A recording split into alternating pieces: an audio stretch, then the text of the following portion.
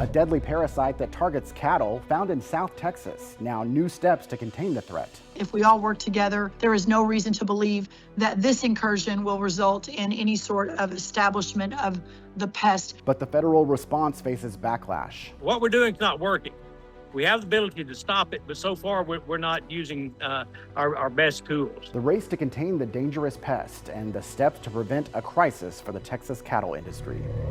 The state's top elections official is leaving the job. The reaction and what the move could mean as Texas prepares for the crucial midterm elections. If AI takes away jobs, should tech companies pay into new training programs? One Texas congressman is pushing a new tax proposal. We examine the idea and the resistance. Produced from the Capitol in Austin and airing statewide, this is the award-winning State of Texas. Hello, and thank you for joining us. I'm Josh Hinkle. The New World screwworm is officially on the Texas side of the U.S.-Mexico border for the first time in 60 years. Agriculture Secretary Brooke Rollins confirmed a case in a calf in La Pryor, Texas, that's southwest of San Antonio. Federal and state personnel are already on the ground to quarantine animals in the area. Governor Greg Abbott addressed concerns about the case of the New World screwworm here in Texas during a news conference Friday. He was joined by leaders with the Texas Animal Health Commission and other state and federal agencies. Here's some of what they want Texans to know. To be clear about a couple of things. What we're dealing with is an infestation of animals. However, there is no food safety issue, full stop. There's a food production issue, but not a food safety issue. Also, for Texans, this is not an infectious disease that can spread like COVID or something else. So no worries about anything like that. I want everybody to know that there's a very well long-established prevention and cure for the spread of the New World screwworm, a cure and prevention that the federal government has implemented in the past. It involves the release of sterile flies. It breaks the pest's reproduction cycle. The prevention requires the release of millions of sterile flies in targeted regions. The USDA is now importing and dispersing those flies into South Texas, and the USDA is also constructing a new sterile screwworm production facility in Edinburgh. It is essential that that facility be up and running as quickly as possible. We need the high volume of sterile flies as quickly as possible. It's great news that we're getting the volume that we are getting both from Panama as well as soon from Mexico. But listen, it's critical. The facility, the new facility that's being constructed in Texas right now, be completed even faster. Here's a reality about the cycle of this, and that is this is likely to spread over the course of the summer. During winter months, it may kill off the flies or reduce their number. We cannot make it through a second summer. And so what I'm pushing for is to try to get the facility under construction in the state of Texas completed by May of next year as opposed to November of next year. And I'm offering any and all assets and resources by the state of Texas to accelerate the completion of that construction project. Bottom line, Texas is resilient. Our producers, veterinarians, and state officials are among the very best in the United States. It is critical for them and for our fellow Texans to stay vigilant and informed. We have, in the past, prevented as well as eradicated this pest, and we can do it again. Experts say the New World screwworm has the dangerous potential to wreak havoc on the cattle industry in Texas. Capitol correspondent Dylan McKim visited a cattle auction to explore the possible impact on livestock prices. Producers from across the state are inspecting the animals at the weekly cattle auction in Lockhart. just one day after the New World screwworm was discovered in Texas. Right now, we're watching it closely, but it's definitely not something that we're panicking about. Owner Maddie Bexley said it's business as usual at her auction barn. On Thursday morning, the cattle board, which is the equivalent of the stock exchange for cattle, showed that prices were up for feeder cattle. But Bexley tells me it's too early to speculate what sort of impact this will have on the market. We were excited that it didn't have a negative impact today, which it shouldn't, but you never know, what's going to drive the boards down, up and down every day. Buying and selling continues in Lockhart, but 150 miles south in La Pryor, state and federal officials are quarantining animals in a 20-kilometer zone. If we all work together, there is no reason to believe that this incursion will result in any sort of establishment of the pest. Millions of sterile flies have been dropped in the area to combat the spread of the parasite, but the federal response is facing backlash from Texas's agriculture commissioner, Sid Miller. So what we're doing is not working.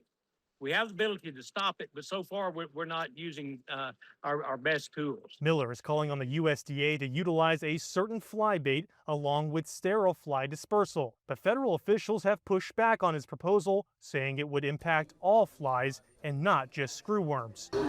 Back in Lockhart, Bexley said they will continue to inspect animals to make sure healthy cattle is moving through the auction barn. Between us working with them, Texas Animal Health Commission working with USDA, we can all keep things as normal and as steady as possible. Dylan McKim, State of Texas. Officials are stressing that the screwworm will not impact food safety of beef, but it can be fatal for warm-blooded animals, including cats and dogs. And humans can be impacted as well. 10 human deaths related to the screwworm have been reported in Central America. A bipartisan push to overhaul college sports gains momentum on Capitol Hill. If we do nothing, the current trajectory will concentrate more power in fewer hands. Why a Texas senator wants to change how college athletes are paid and how schools operate. A leadership change at the Secretary of State's office. We look at what comes next and why some people are concerned about the timing of the decision. It's changing the workforce, and now there's a push to tax AI. One Texas congressman has a new proposal. We examine the idea and the hurdles to turning it into law.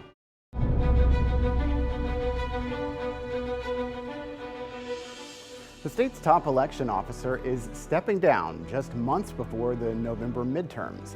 Secretary of State Jane Nelson announced that she will leave the office on July 17th. Nelson has served as Secretary of State since 2023. Before that, she served 3 decades in the Texas Senate. She did not provide a reason for her departure, but the announcement from her office did include statements from Nelson. She wrote, "My time as Secretary came at an important moment for Texas, and I am proud of what we have been able to accomplish as an agency in under 4 years." Nelson added, "It has been my goal to ensure that voting in Texas is secure, accessible, and fair. We have worked extensively to ensure accurate voter rolls and to educate voters about what they need to know to vote with confidence." All right, that announcement leaves a lot of questions. So for context, we turn to Capitol reporter Dylan McKim. Thanks for being with us. Of course, happy to be here. So let's start with the basics. What does the Texas Secretary of State actually do, and why is this position so important?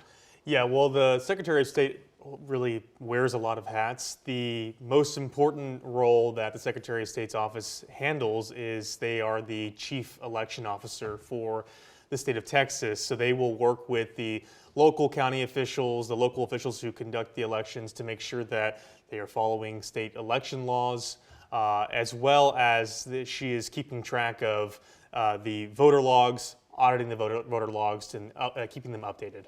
So Jane Nelson's tenure was not without controversy. She's faced criticism from both sides of the aisle, right? Yeah, that's exactly right. Yeah, if you start with the Democratic side, they were upset with the way she handled really giving the voter logs in Texas to the federal government to run through the SAVE database, which is run through the Department of Homeland Security. It's the SAVE database is to see who is an eligible citizen. And people felt that, on the left at least, felt that that was an invasion of privacy and set some people up to be labeled as a non-citizen when they actually were not, just because sometimes these roles are outdated. And as far as the Republican side, Republicans have been screaming to have a closed primary in this state, and of course Texas is an open primary. You can vote in either the Republican or Democratic primary elections, but Republicans have for a while now wanted to close the primaries. The Republican Party of Texas sued the state to close the primaries. Ken Paxton, the Attorney General, filed a joint notice to say, I agree, we should do this. And Jay Nelson had to go and hire outside legal counsel to defend the office because she had a pretty good argument that in Texas, the election code does not allow for closed primaries. So she was staunch in saying that I will stand with the election laws that the legislature has passed, and at this time, we still have open primaries. So walk us through what happens now. What's the process for choosing the next Secretary of State? Yeah, so the Secretary of State is not an elected position. This is a cabinet member for the governor's office. So the governor will have to appoint somebody, and then the Texas Senate will have to confirm that person. So the Texas Senate, of course, won't be back in session until next January. And at this point, we don't know when the governor will make an appointment to replace her.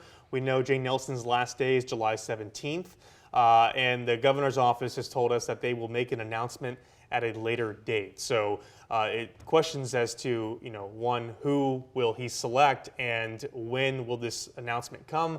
And the timing is so important because we have the November general election right around the corner, and it's going to be a huge midterm election. Yeah, what has been the response when people hear that this is happening right before the election? I think the response varies from people like the Texas Democratic Chair Kendall Scudder celebrating her departure, kind of saying good riddance. We thought she was full of controversy, and so they're happy to see a change at that position. You see Governor Abbott, who thanked Jane Nelson for her really just years of service, not only in the Secretary of State's position, but also the decades she served in the Texas legislature. But then you also have people who are just questioning the timing of all this and sort of putting out this ominous, like, what does this mean for November? Is something upon us here in Texas? Now, you can speculate until the end of the day, but at this point, we don't know why she's leaving the office. There are a lot of questions about that, and of course, a lot of questions about who the governor will appoint to replace her. I have a feeling you will be covering this a lot more in the coming months. Well, that's our job. Yeah, exactly. Thanks a lot, Dylan. There is no nation on planet Earth that has anything remotely comparable to college sports in America. A lot of fans have raised concerns about changes in college sports. Now, Congress is listening. We look at the bipartisan push to reshape the NCAA and why one Texas senator is leading the debate. A Texas congressman calls for a tax on artificial intelligence. It's a response to worries that AI is taking jobs away. We examine why some people are skeptical about the plan.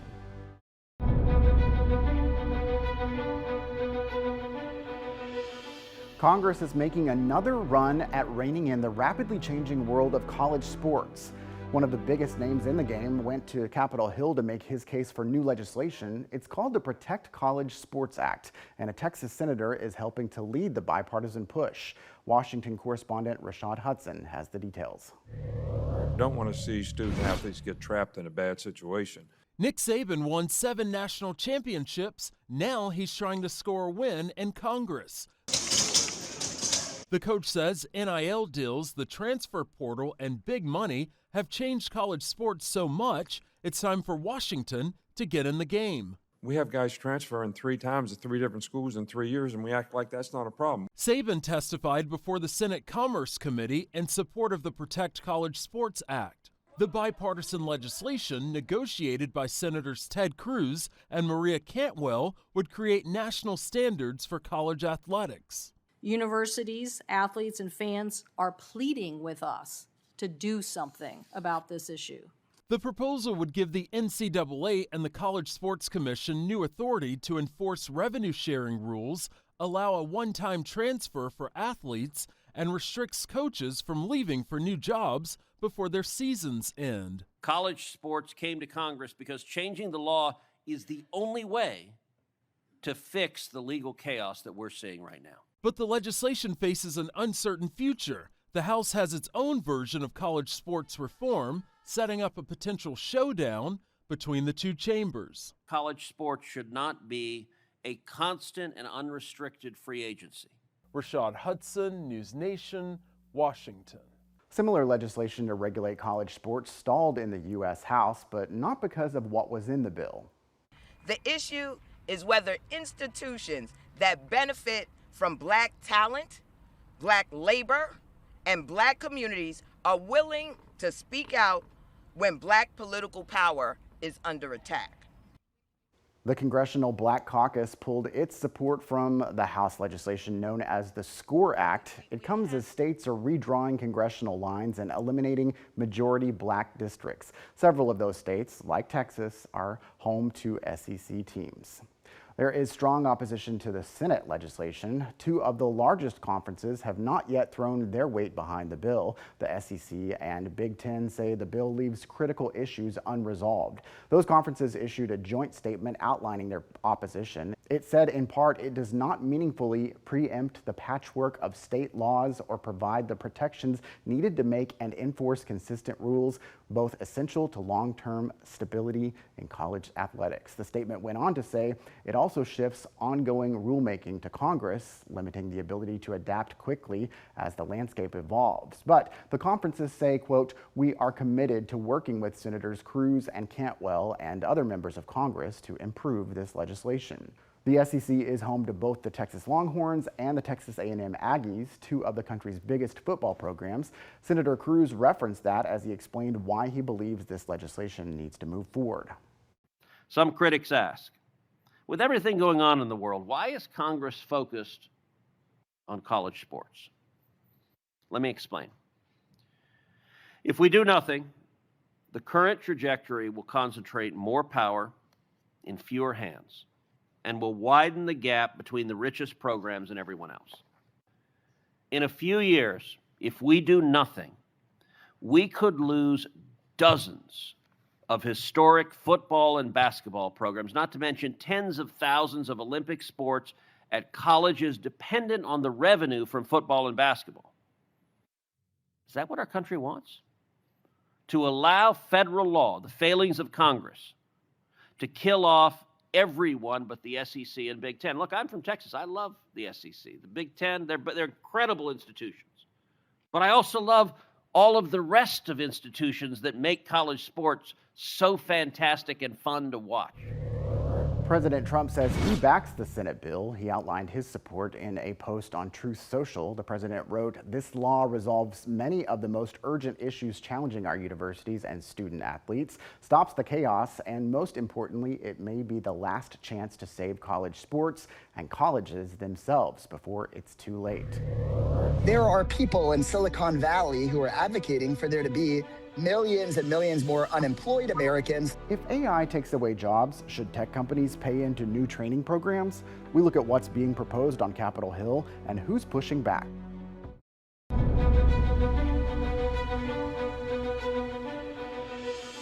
Artificial intelligence is becoming an everyday part of our lives and our economy. Earlier this month, the CEO of Anthropic said AI could wipe out nearly half of all white-collar jobs and spike unemployment in the next 5 years. Austin area U.S. Congressman Greg Casar cited the CEO when he announced his new proposal to tax AI companies.